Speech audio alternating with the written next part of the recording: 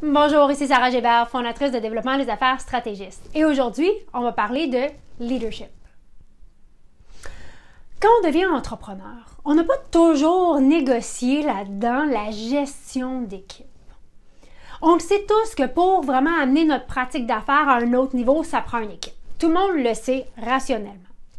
Mais entre le dire et vraiment avoir une équipe et devenir un leader, il y a une marche, il y a une gap. Donc souvent, on est devenu entrepreneur parce qu'on avait une expertise ou une passion ou on avait un champ d'expérience qu'on voulait aller partager avec les gens. Puis qu'on voulait vraiment faire une différence avec les gens, avec les clients qu'on voulait aller chercher, qu'on voulait aller aider. Mais la gestion d'équipe, c'est un autre paire de manches.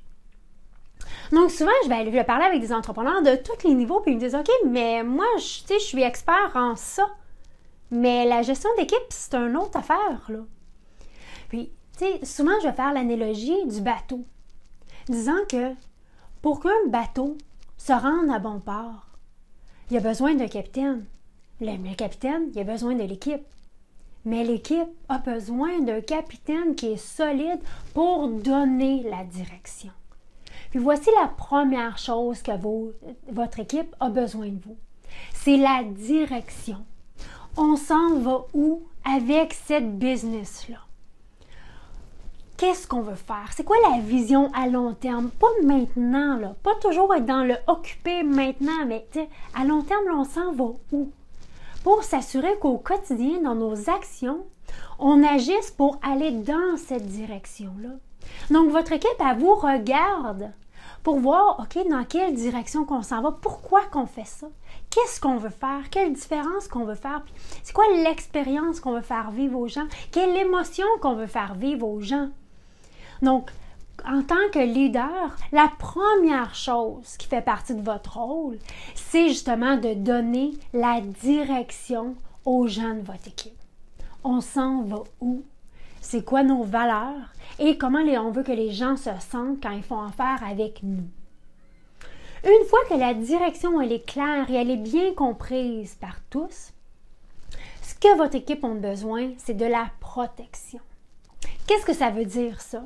C'est que ça veut dire qu'ils savent qu'ils sont protégés, que même s'ils essaient des choses et que ça ne marche pas, tant si longtemps que c'est aligné avec la direction qu'on veut prendre, c'est correct. Même si on fait des erreurs, on en fait tous des erreurs, puis c'est correct. Faut juste que les erreurs, c'est des choses qu'on a tentées pour nous amener justement, qui sont alignées avec la direction qu'on veut prendre. Votre équipe, elle, ce qu'ils ont besoin, c'est de la créativité et de l'autonomie. Avoir cet espace-là pour créer vraiment des expériences, ça peut être des projets pour créer des choses, pour nous amener vers la vision. Et l'autonomie de dire, faites-le à votre manière. Donc, vous n'êtes pas tout le temps là en train de regarder puis de gérer les gens. Parce qu'on ne gère pas des gens. On gère des projets. On est un leader pour des gens. On inspire les gens. Donc, ce n'est pas une gestion d'équipe qu'on veut faire. On veut vraiment inspirer les gens vers une mission commune. Puis les équipes qui sont le plus fortes, vraiment les équipes qui sont le plus centrées sur le client, qui sont le plus alignées, c'est les équipes justement qui ont une vision commune et qui essaient plein de choses, qui ont des échecs, puis des succès, mais tout aligné avec cette vision-là.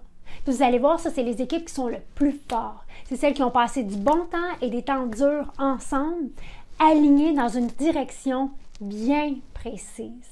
Et qu'ils ont l'autonomie justement pour le faire à leur façon, de mettre une contribution à leur manière pour faire une différence. Donc, c'est ça les deux choses que votre équipe a besoin de votre part. De la direction et de la protection. Parce que eux, après ça, ils vont arriver avec la créativité et de l'autonomie. Donc, quand on est entrepreneur, on n'est pas nécessairement un leader né. Que ce soit né ou non, je pense que c'est un autre débat. Mais on peut toujours améliorer notre leadership. Parce que les gens vous modélisent, que vous le sachiez ou non, que vous le réalisiez ou non, les gens autour de vous, ils vous modélisent. Donc, donnez-leur la direction, puis la protection.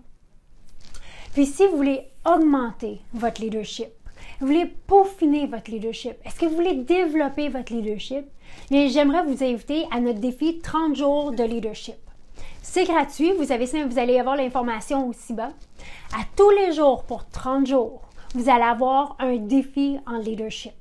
C'est pas nécessairement long, mais c'est ce qui va transformer de devenir un gestionnaire à un leader, à un meilleur leader.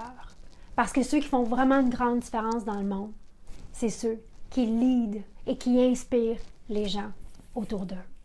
Donc, cliquez sur le lien dans la section ci-bas. Rejoignez-nous pour le défi 30 jours de leadership et j'ai hâte d'entendre comment vous allez faire une différence dans les gens qui vous entourent.